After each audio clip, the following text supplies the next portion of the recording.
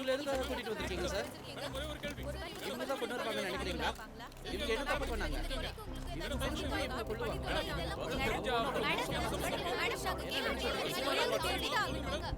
Madam இங்க பாருங்க madam madam பாருங்க மேடம் மேடம் இங்க பாருங்க சேட்சியர் பாருங்க மேடம் ஏதாவது பேசுங்க மேடம் மேடம் மேடம் சொல்லிட்டு போங்க மேடம் ஏதாவது பேசுங்க மேடம் மேடம் இல்லங்க, நீங்க யார் உள்ள போக அனுமதி?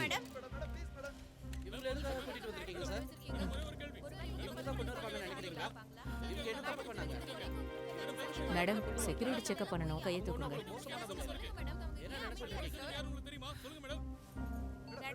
மேடம் மேடம் நாங்க கேக்குற கேள்விக்கு நீங்க பதில் சொல்லிதான் ஆகணும். மேடம் இங்க பாருங்க இங்க பாருங்க எங்க கேள்விக்கு பதில் சொல்லிட்டு போங்க மேடம். இல்ல இதுதான் ரொம்ப ரொம்ப முக்கியம்.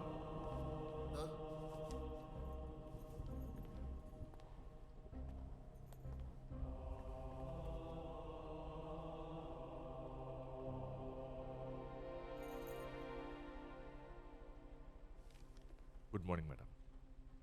ராணி பாரதின்னு சொல்லுங்க. இப்போ நான் முக்கிய மந்திரி இல்ல, அதனால மேடம் நல்லா சொல்ல வேண்டியதில்லை. ப்ளீஸ்.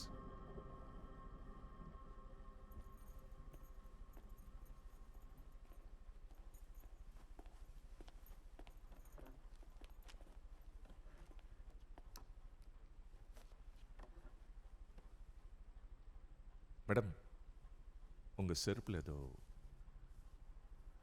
இந்தாங்க. வேணும்னா நீங்க பாத்ரூம் யூஸ் பண்ணிக்கோங்க. we will wait for you. தலைவியா இருக்கல்ல, கரை படத்தனை செய்யும், இருந்துட்டு போட்டோம்.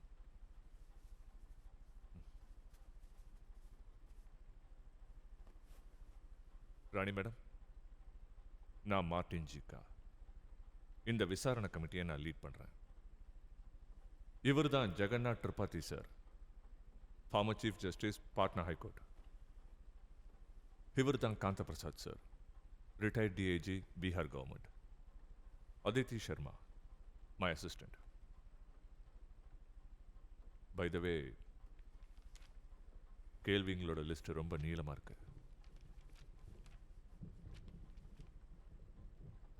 எல்லாத்துக்கும் முன்னாடி ஒரு சென்ட்ரல் கேள்வி கேட்க விரும்புறேன்.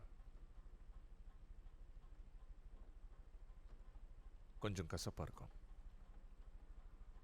ஆனா கேட்டே ஆகணும். ராணி மேடம், ஒரு உண்மை தெரியணும். அதாவது நீங்க உங்க ஹஸ்பண்ட் முன்னாள் முதலமைச்சர் பீம்சிங் பாரதியை கொலை செய்ய போட்ட திட்டத்தில் சம்பந்தப்பட்டிருக்கீங்களா?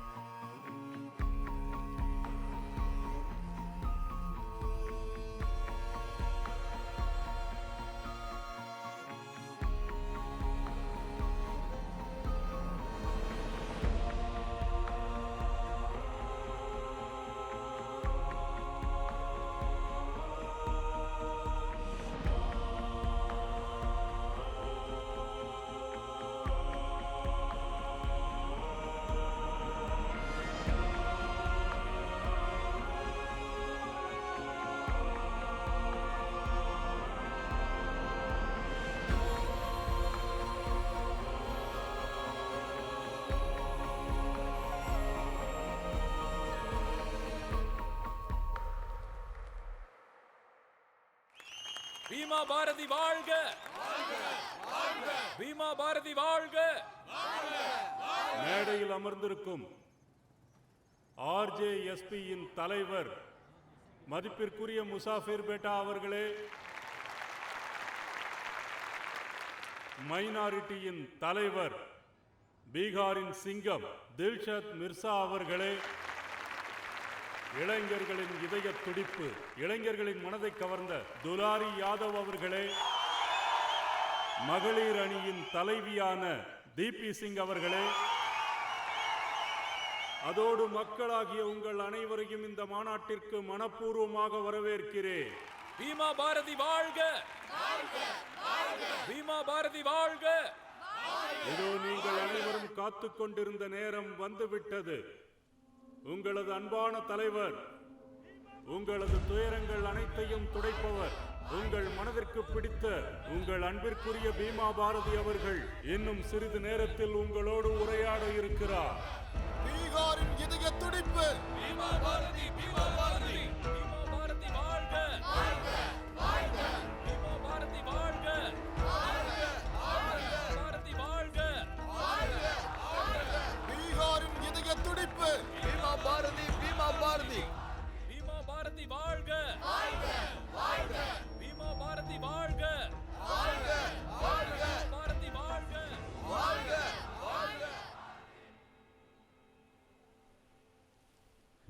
நம்ம ஆளுங்களே ஏமாத்திட்டாங்க. நெஞ்சில தைரியம் இல்லாம போயிட்டானுங்க.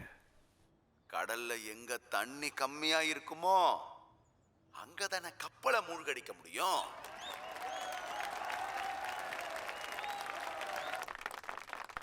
நம்ம பசங்க செய்யற வேலையே வித்தியாசமானது. நாங்க ஒரு விஷயத்தை செய்வோம், ஆனா உங்களுக்கு புரிய வைக்க வேற ஒன்ன செய்வோம்.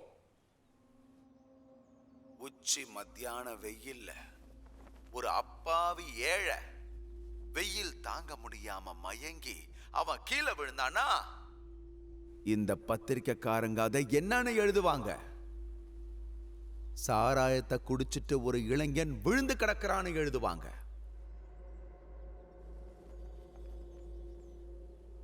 அவளை ஏன் நம்ம கிருஷ்ண பகவான் இருக்காரு, அவர் அக்கம் பக்கத்து வீடுகள்ல வெண்ணெய திருடி சாப்பிடுவாராம். அதுக்கு அந்த ஊர் மக்கள் அவரை என்னன்னு சொன்னாங்க?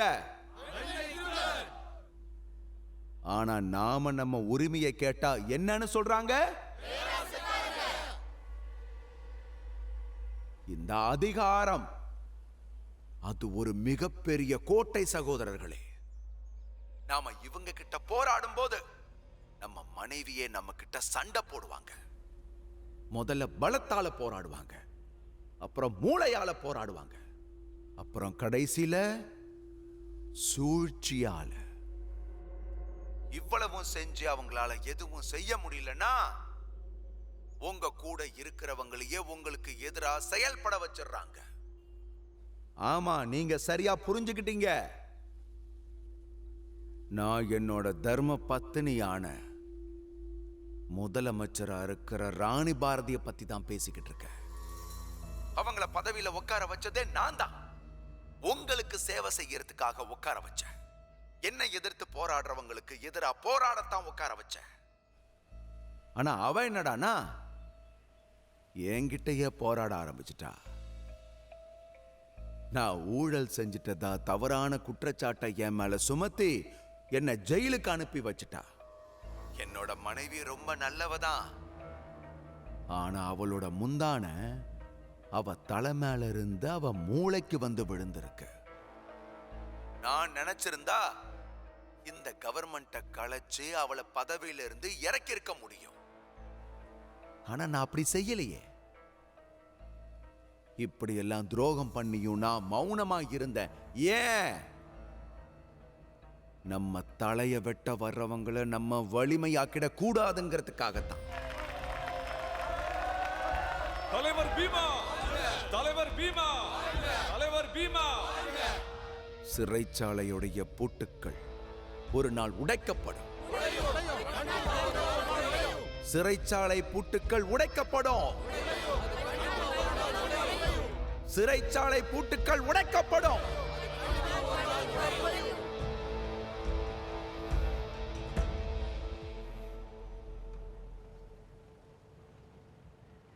அட அதெல்லாம் இல்லைப்பா, காலையில் எப்படியோ கஷ்டப்பட்டு போயிடுறேன். ஆனால் இந்த இடுப்பு வலி இருக்குல்ல, அதை பற்றி நான் என்னத்தை சொல்ல. போன ஜென்மத்தில் நான் என்ன பாவம் பண்ணணும்னோ அந்த கடவுளுக்கு தான் தெரியும். இன்னைக்கு நான் அதை அனுபவிச்சுக்கிட்டு இருக்கேன்.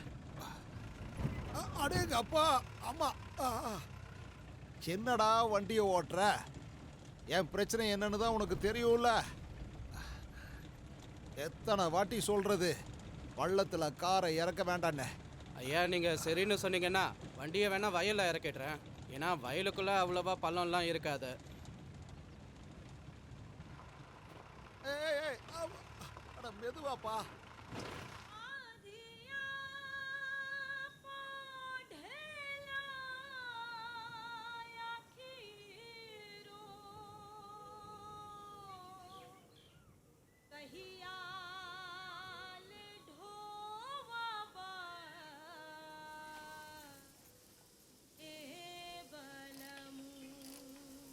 இங்க வா.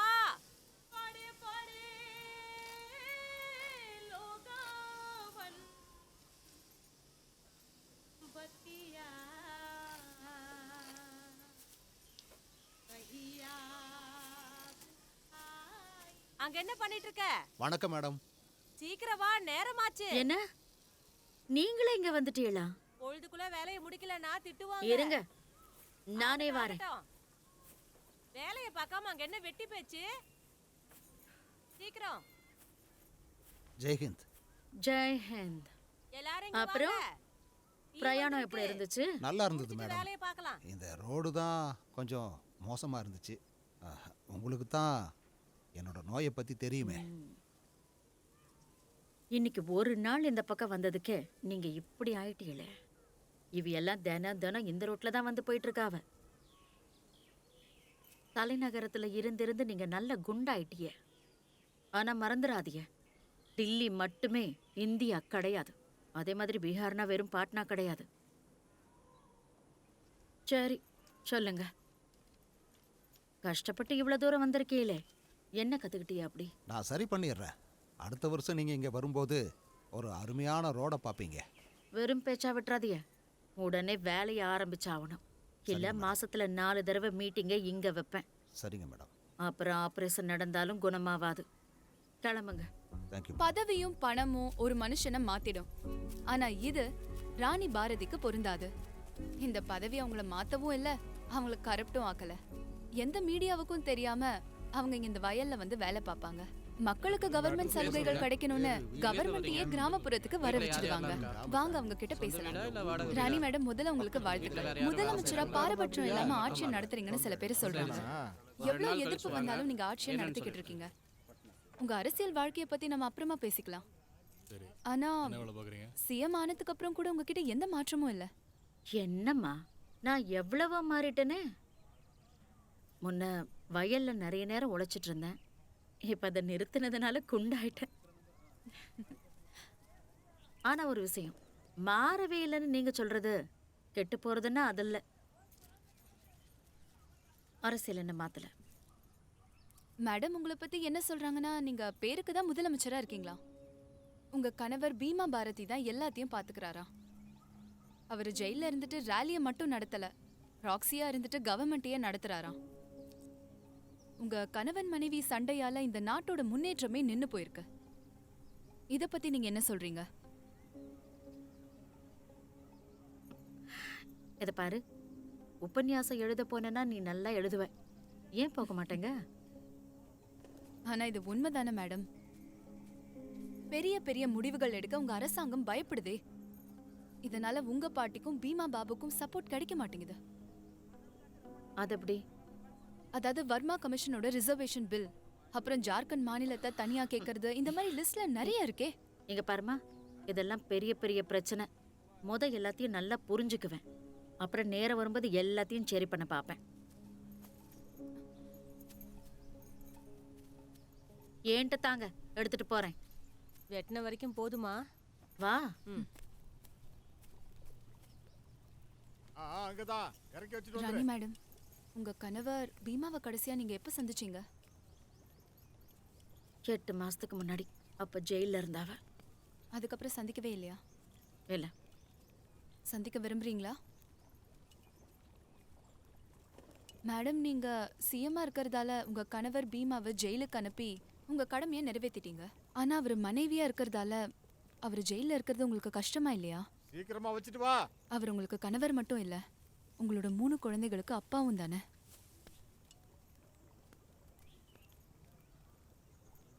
ஒரு முதலமைச்சரா மட்டும் இல்ல, ஒரு மனைவியாவும் நான் என் பொறுப்புகளை பார்க்கேன். நான் எடுத்த இந்த முடிவுல எனக்கு எந்த வருத்தமும் கிடையாது.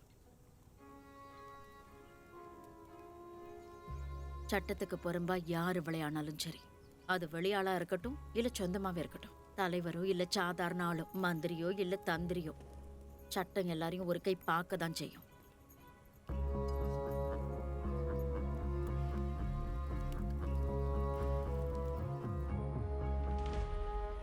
And now the moment has come.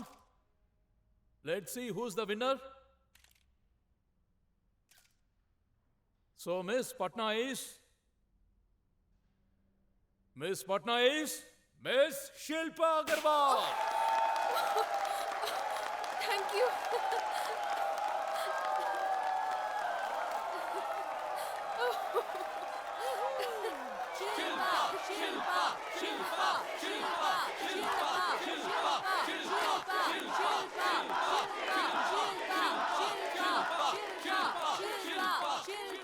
Shilpa, I love you. Wow. Let's party.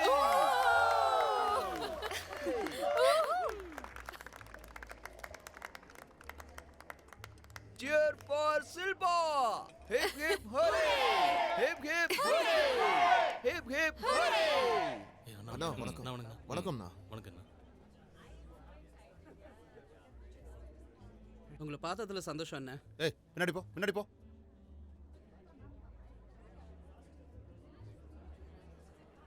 அடடே துலாரிண்ணே வாங்க. சந்தோஷண்ணே, நீங்க வந்ததுல ரொம்ப சந்தோஷம். ஷில்பா இங்க வா. இது துலாரி அண்ணே, பெரிய தலைவரா இருக்காரு. என்னுடைய மனமார்ந்த வாழ்த்துக்கள்.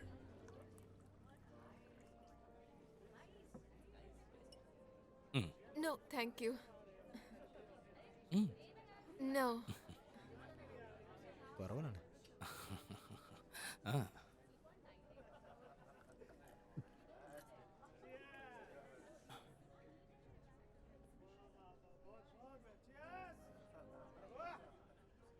பியூட்டி குயின் ஆகி நீங்க என்ன பண்ண போறீங்க? அது வந்து மிஸ் இந்தியால பார்ட்டிசிபேட் பண்ணணும். ரொம்ப சந்தோஷம், ரொம்ப சந்தோஷம். இதே மாதிரி தொடர்ந்து முன்னேறி போய் நம்ம பீகாருக்கு நீங்க தான் பெருமை சேர்க்கணும். அப்படியே அவள மாதிரியே. அவ பேர் என்னது? டேய் அவ பேர் என்னடா? அதான் யூனிவர்சலா வந்தாலடா, அவ பேரை தான் கேட்குறேன். சுஸ்மிதா. நான் ஐஸ்வர்யன் தான் நினச்சிக்கிட்டு இருந்தேன். அவங்க மிஸ் வேர்ல்டுன்னு சுஸ்மிதா யூனிவர்ஸா வந்தாங்க. ரெண்டுமே வேற வேற தலைவரே. எதுவா இருந்தா என்ன, எங்க மிஸ் பாட்னா எதுலயும் குறைஞ்சவங்க கிடையாது. சுஷ்மிதா, ஐஸ்வர்யா அவங்க 2 பேரும் கலந்து இருக்கா இவ.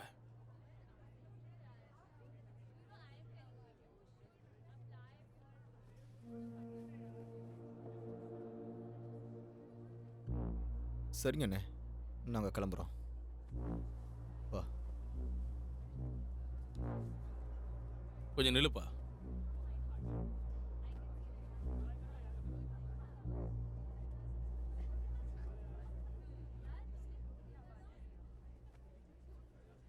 ஷில்பா எங்கேயே இருக்கட்டும். அப்படின்னா புரியலையா உனக்கு? அவ பியூட்டி குயின். இந்த ஆசை யாரைத்தான் விட்டு வச்சிருக்கேன்னு சொல்லு. ஷில்பா மேல என் கை ஒரு தடவையாவது படணும். என்ன சொன்ன? என்ன பண்ற? யார் சட்டை? உங்க கூட பிசினஸ் பண்றதுனால நீங்க என்னோட கேர்ள் ஃப்ரெண்டை என்ன சொன்னாலும் அதை என்னால கேட்டுட்டு சும்மா இருக்க முடியாது. நீங்க பெரிய தலைனா எங்க அப்பாவுக்கும் நிறைய ஆட்கள் தெரியும். எங்க கிட்ட விளையாடாதீங்க. சும்மா விளையாட்டுக்கு சொன்னேன், நீ அதை போய் தப்பா எடுத்துக்கிட்ட போல இருக்கு.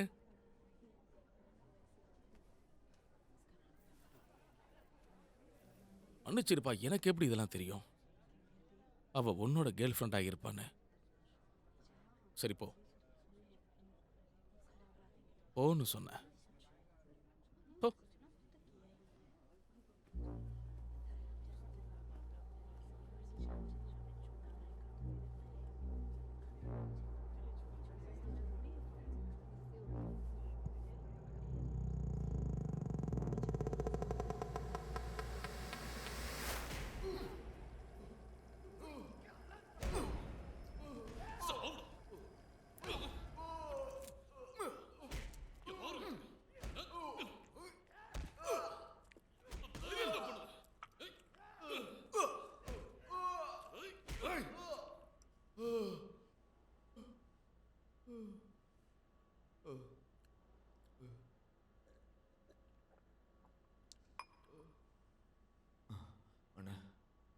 அண்ணா துலாரினே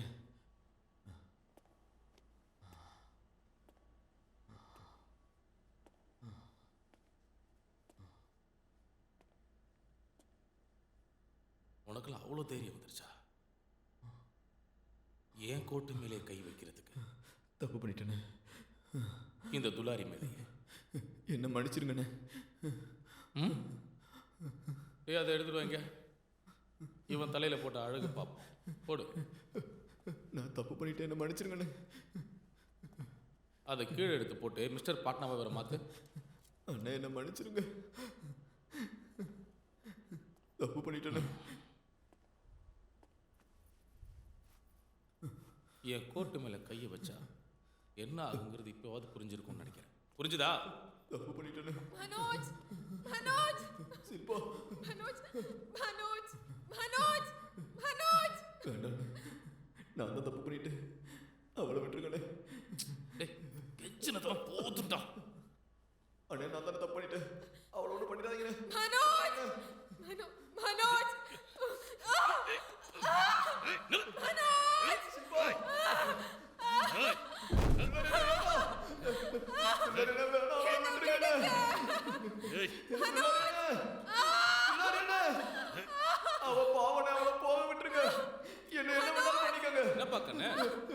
பாக்குறதுக்கு உனக்கு கஷ்டமா இருக்கா?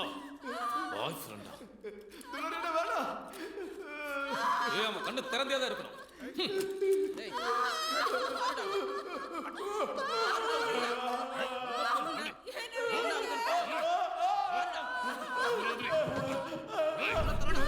நல்லா பாரு.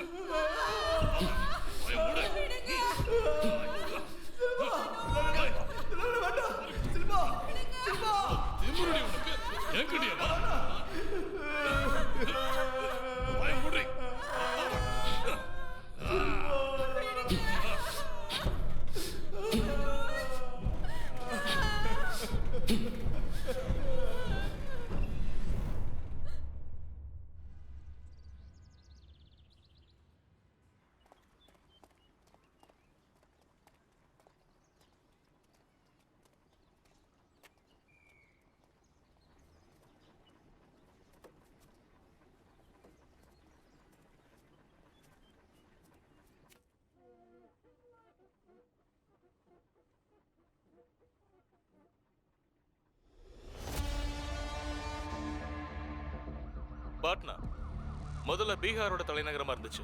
இப்ப குற்றத்தின் தலைநகரமா இருக்கு. கொலை, கொள்ளை, கற்பழிப்பு, ஆழ்கடத்தல், ஊழல், லஞ்சம்னு இங்க நடக்காத குற்றங்களே கிடையாது. தினம் தினம் இங்க பீகார்லயும் பாட்னாலையும் பார்க்க முடியுது. மக்களும் இதுக்கு எல்லாத்துக்கும் பழக்கப்பட்டுட்டாங்க. ஆனா இப்ப நடந்த ஷில்பா அகர்வாலோட கொலையால குற்றவாளிகள் எல்லாம் மீறி இருக்காங்க.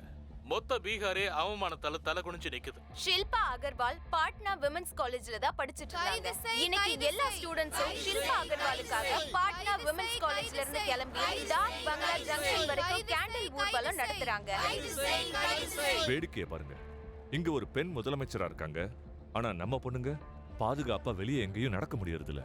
நாம இப்ப ஷில்பா அகர்வாலை இழக்கல, நம்ம பீகார்ல இருக்கிற இளைஞர்களோட நம்பிக்கைய ஒட்டு மொத்தமா இழந்துட்டோம். அப்புறம் அடிக்கடி சொல்லப்படுது என்னன்னா முதலமைச்சர் ரொம்ப நேர்மையானவங்களாமே. அந்த நேர்மையால நமக்கு என்ன பலன் கிடைச்சிருக்கு? அவங்களால பாதுகாப்பு கூட கொடுக்க முடியல. தப்பு செய்யற எந்த லீடர்ஸையும் அவங்களால தண்டிக்க கூட முடியலையே.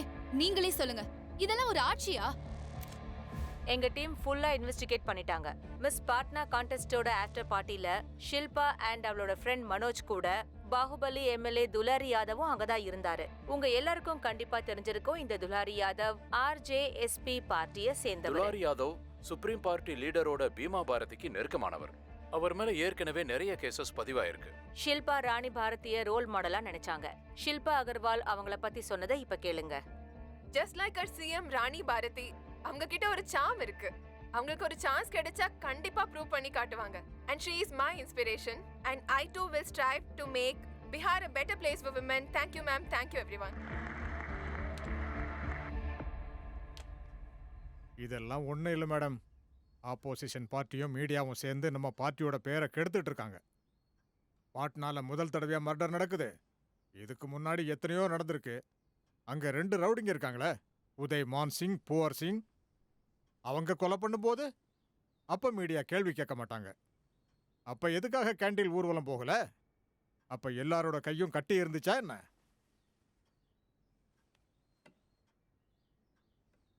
எஸ்பி சார், சொல்லுங்க மேடம்.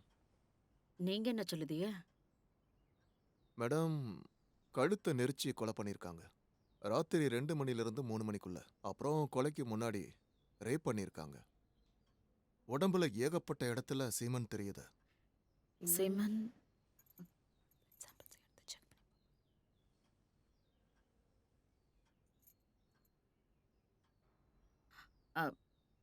துலாரி யாதவ நீங்க விசாரிச்சாளா? ஆமா மேடம், மதிப்புக்குரிய தலைவர்கிட்ட ஸ்டேட்மெண்ட்டும் வாங்கிட்டோம். அவர் ஷில்பாவுக்கு ஒரு புக்கு கொடுக்கறதுக்காக ஹோட்டலுக்கு போனதா சொன்னாரு மேடம். அதுக்கப்புறம் கிளம்பி போயிட்டாரா? எனக்கு தெரிஞ்சு மேடம், மதிப்புக்குரிய தலைவருக்கும் இதுக்கும் எந்த ஒரு சம்பந்தம். என்ன மதிப்புக்குரிய தலைவர்? துலாரி யாதவ்னு சொல்ல வெக்கப்படுறீங்களோ? Sorry madam. மேடம், எங்களுக்கு என்னவோ ஷில்பாவுடைய பாய் ஃப்ரெண்டு மனோஜ் மேல தான் சந்தேகம் இருக்கு. அவன் தான் ரேப் பண்ணி மர்டர் பண்ணிருப்பான். பார்ட்டியில அவன் இருந்திருக்கான். பார்ட்டியில இருந்து ஷில்பா கூட அவன் வெளியில வந்ததை அங்க இருந்தவங்க பார்த்திருக்காங்க. அன்னைக்கு நைட்ல இருந்து அவனை காணோம். நீங்க வேணா பாருங்க, நாங்க சீக்கிரமாவே அவனை பிடிச்சிருவோம். பிடிச்சி டிஎன்ஏ டெஸ்ட் எடுப்போம். அதை வச்சு மேட்ச் பண்ணிடலாம். டிஎன்ஏ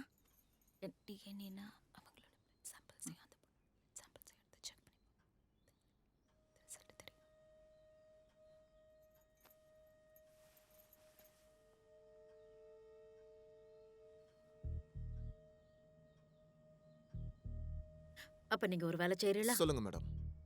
மனோஜ கண்டுபிடிக்கிற வரைக்கும் நீங்க துலால் யாதவ டெஸ்ட் பண்ணுங்க. மேடம், மேடம் சொல்லுங்க. இப்ப நீங்க தானே சொன்னீங்க, இறந்து போன சில்பா உடம்புல ஏகப்பட்ட மனுஷங்களோட கரை தெரியுதுன்னு சொன்னீங்கல்ல? அப்ப டெஸ்ட் பண்ணுங்க. மேடம். கிளம்பல இன்னும்? சரி மேடம்.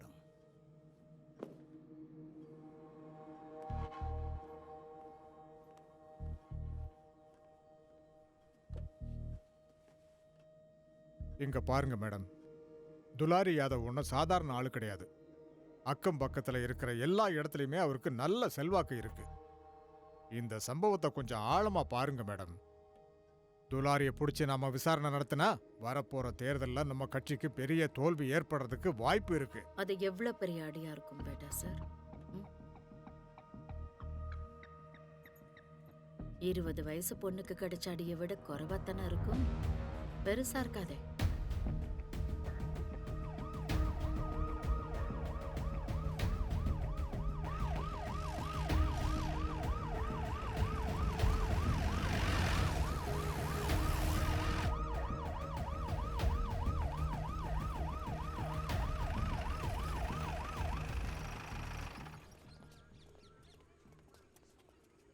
ஏய், ஓரமா போ.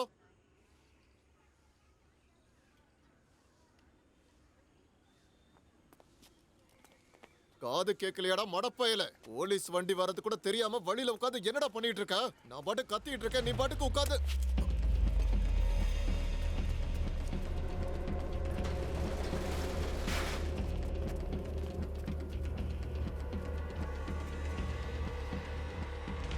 மதிப்பிற்குரிய போலீஸ், உங்களுக்காக தான் இந்த அறிவிப்பு. இப்ப நாங்க உங்க எல்லாரையும் நாலா பக்கமும் சூழ்ந்துட்டோம். உங்ககிட்ட ஒரு சின்ன வேண்டுகோள், கையில இருக்கிற ஆயுதங்களை எல்லாம் கீழே போட்டுருங்க. உங்க புத்திசாலித்தனத்தை காட்டுறதுக்கு முயற்சி பண்ணாதீங்க. அப்படி முயற்சி பண்ணீங்கன்னா நீங்க நேரா இங்க இருந்து சொர்க்கத்துக்கு தான் போய் சேருவீங்க.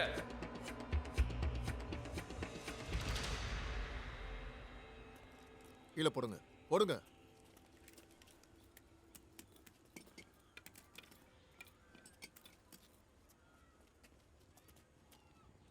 நாங்களும் இங்க எந்த பிரச்சனையும் பண்ண வரல. நீங்க சொன்ன உடனே எங்க ஆயுதங்களை நாங்க கீழே போட்டுட்டோம். பாருங்க, இங்க பாருங்க.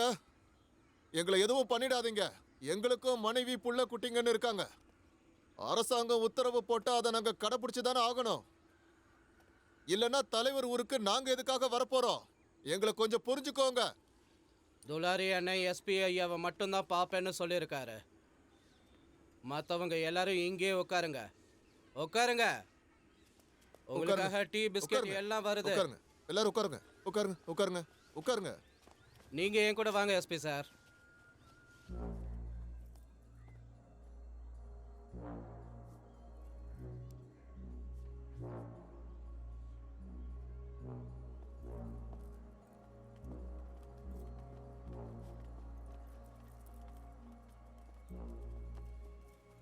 தலைவரே வணக்கம். என்ன இவ்வளோ தூரம்? அதான் பேட்டா ஷார்ட்டே பேசியாச்சுல்ல, நான் ஸ்டேட்மெண்ட்டும் கொடுத்துட்டேன். அப்புறம் எதுக்கு நீ துப்பாக்கியோட வர? தலைவரே அது உங்களுக்கு எதிராக எஃப்ஐஆர் போட்டிருக்கிறதால நாங்கள். நீ என்ன அரெஸ்ட் பண்ணுறதுக்காக வந்திருக்கியா? இல்லை இல்லை, அப்படி இல்லை தலைவரே. சும்மா டிஎன்ஏ டெஸ்ட்டுக்காக கொஞ்சம் உங்கள் ஒத்துழைப்பு வேணும், அவ்வளோதான். கொஞ்சம் உங்கள் பிளட் சாம்பிளை கொடுத்துட்டாலே போதும். பிளட்டா? எதுக்காக என் பிளட்டை நீ கேட்குற? என்னோட ரத்தத்தை இந்த தேசத்துக்கு அர்ப்பணிச்சிருக்கேன். இந்த மாதிரி பொய்யான கேஸ்க்கெல்லாம் என் ரத்தத்தை கொடுக்க முடியாது. என்னங்க நீங்க? சரி, ரத்தத்தை கொடுக்க வேணாம். உங்களோட அதாவது கொஞ்சம் வீரியம் கிடைச்சாலே அதை எடுத்துட்டு போயிடுவேன். என் ஆன்மை வேணுங்கிறியா? இந்த உடம்புக்குள்ள 1 லிட்டர் ரத்தம் சேர்றதுக்கு ஒரு மனுஷன் 40 நாள் சாப்பிட வேண்டியிருக்கு. அதுக்கப்புறமா தான் உடம்புக்குள்ள எல்லா சக்தியும் ஒன்னா சேர்ந்து கொஞ்சமா வீரியம் உருவாகுது. ரத்தம் இல்லைன்னு சொன்னதுக்கு என்னோட வீரியம் தேவைப்படுதா உனக்கு? என்னங்க நீங்க? இது என்னுடைய வேலை விஷயங்க.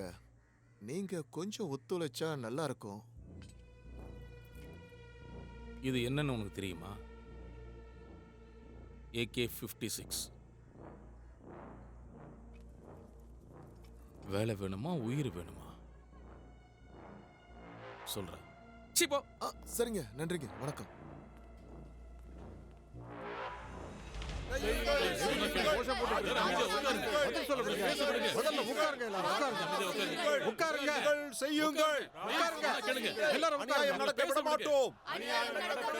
முதலமைச்சர் ஒழிக!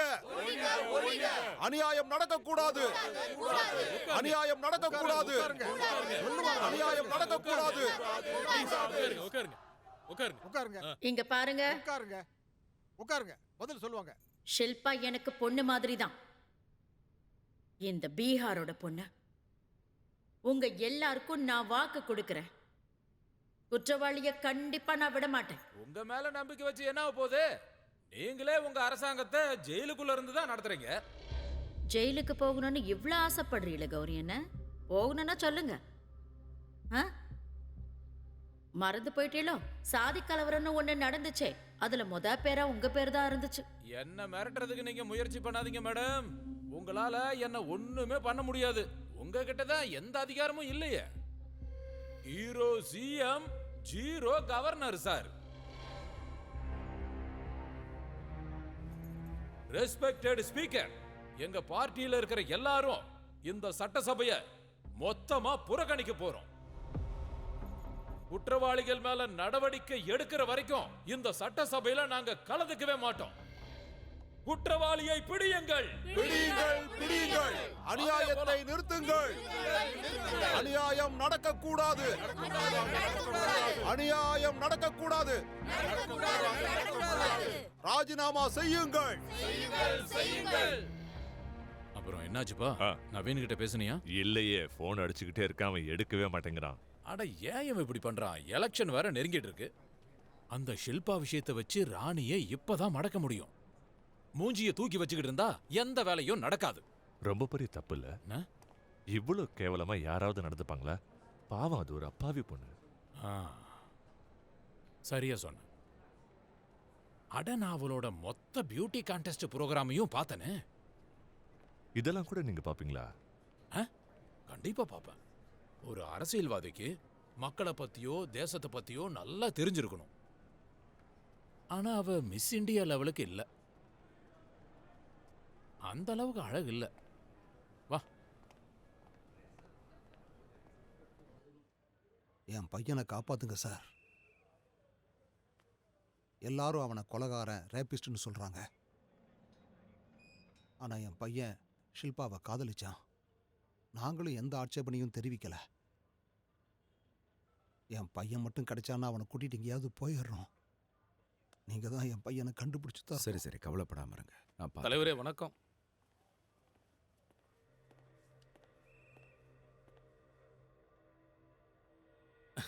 ஐயாவுக்கு வணக்கம்.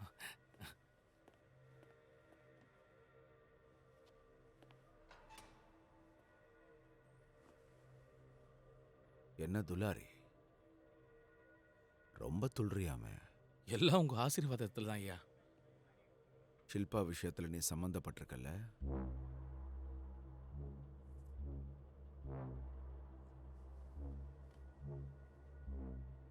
படு கேவலமான வேலையை செஞ்சிருக்க. டிஎன்ஏ டெஸ்ட் பண்ணா நீ மாட்டிப்ப. உன் கூட சேர்த்து எங்க எல்லாரையும் சிக்க வச்சிருவ. அந்த அளவுக்கு பிரச்சனை இல்லை தலைவரே.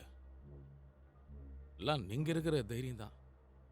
இல்லைன்னா என் மேல கையை வச்சிட முடியுமா? இல்ல வச்சு பயமுறா.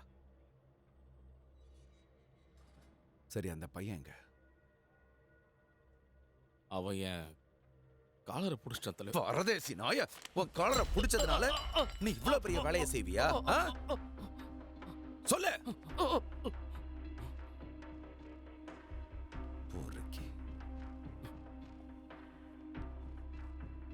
ஊர்ல கோதுமை மாவு அரைச்சுக்கிட்டு இருந்தவனி உன்னை கூட்டிட்டு வந்து ஒரு ஆளாக்கி இருக்கேன். உனக்கு என்னடா பெரிய ராஜான்னு நினைப்போ? அவன் உன்கிட்ட தானே இருக்கான். ஆமா, முதல்ல அவனை விட்டுடு.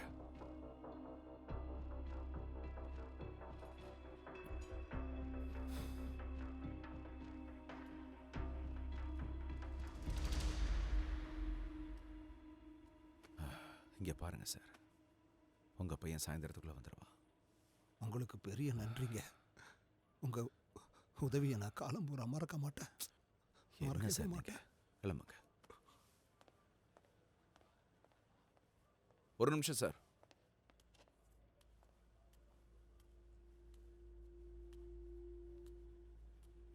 மனோஜ் போலீஸ்க்கு வாக்குமூலம் கொடுக்கும்போது துலாரி வாழ்த்து சொல்லிட்டு ஹோட்டலை விட்டு போயிட்டான்னு சொல்லுங்க.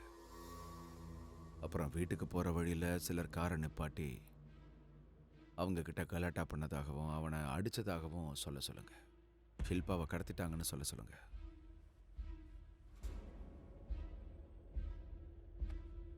புரியுதுல்ல? சரி, நீங்க சொன்ன மாதிரியே சொல்லுவான். என்ன நீங்க என்ன ரொம்ப சங்கடப்படுத்துறீங்க. என் மூட் ஆபரேஷனை நீங்க தான் பண்ணீங்க. நீங்க என் நண்பர் இல்லையா? கிளம்புங்க. பையன் சீக்கிரமா வீட்டுக்கு வந்துடுவா. சரிங்க.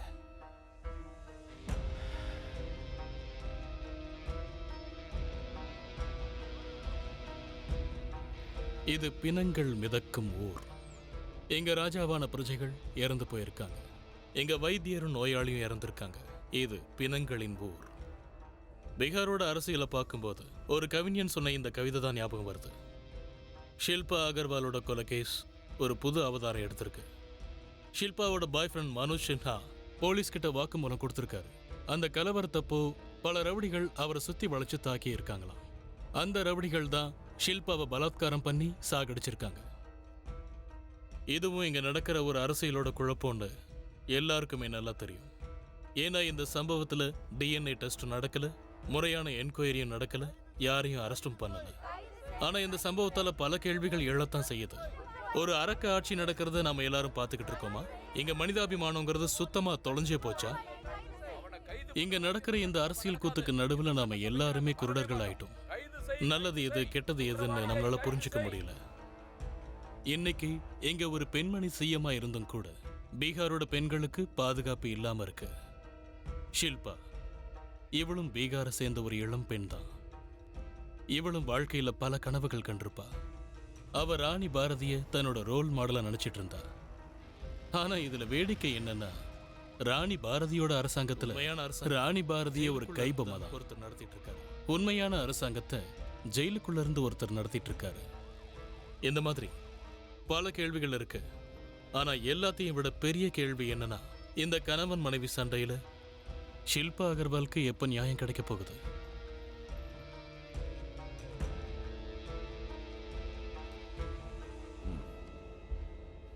இந்த ஃபைலை உடனே அனுப்பி வச்சிடு. சரிங்க சார்.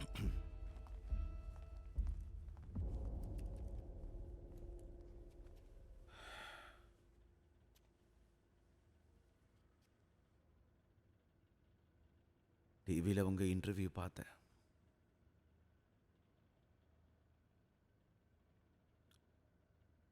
நீங்க தான் யாரையும் சந்திக்க மாட்டீங்களே, ஏன் ஞாபகம் எப்படி வந்தது? நீங்க யாரையும் மறக்க விடுறது இல்லையே.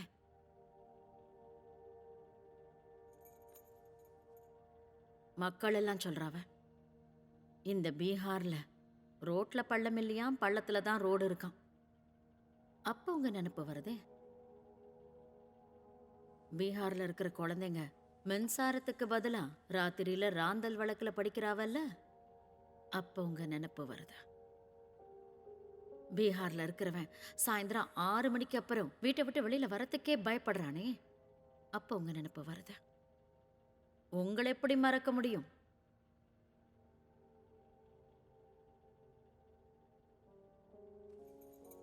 எல்லா ஃபைல்லையும் நீங்க தான், உத்தரவு போடுறதும் நீங்க தான், பஞ்சாயத்துலயும் நீங்க தான், அழிக்கிறதும் நீங்க தான்.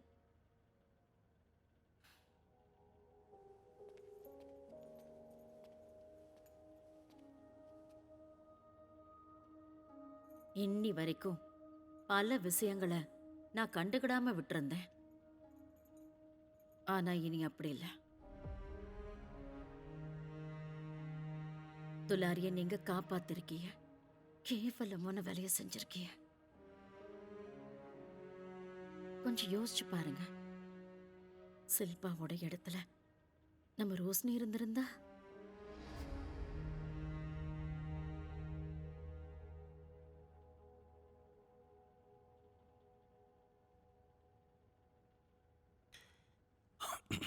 இதைத்தான் அரசியல்னு சொல்லுவாங்க. சொல்லப்போனா நீங்க எனக்கு நன்றி தான் சொல்லணும். பாம்பும் செத்தது, தடியும் உடைய. போதும், இதுக்கு மேல என் பொறுமையை சோதிக்காதீங்க. நான் கடைசியா எச்சரிக்கிறேன் உங்களை, எப்பவும் தலையிடுறத நிறுத்திக்கங்க. என் அரசாங்கத்தை நானே நடத்திக்கிடுறேன்.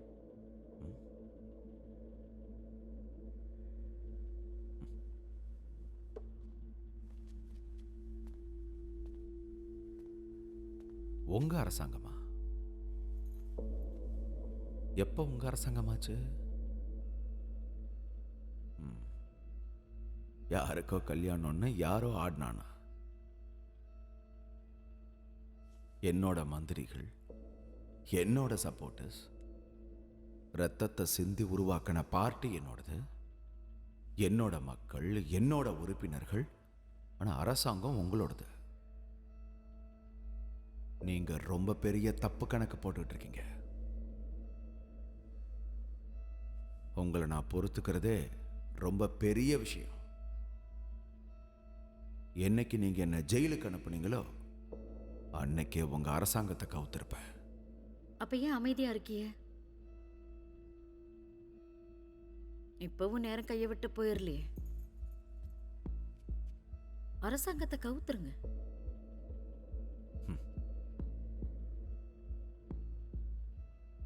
இது வரைக்கும் பல விஷயங்களை நான் கண்டுக்கிடாம விட்டுட்டேன். ஆனா இந்த தடவை நீங்க செஞ்சிருக்கிற இந்த மட்டமான காரியத்துக்கு மன்னிப்பு கிடையாது. இப்படி ஏதாவது செஞ்சு நீங்க என் கணவருங்கிறத மறக்க வச்சிடாதீங்க. இதையே தான் முதல்வரே நானும் சொல்ல ஆசைப்படுறேன். நீங்க என்ன தவிர்த்துட்டு அரசாங்கத்தை நடத்த முயற்சி பண்ணீங்கன்னா அன்னைக்கு தான் நமக்குள்ள நடக்கிற யுத்தத்தில் எனக்கு வெற்றி கிடைக்கும்.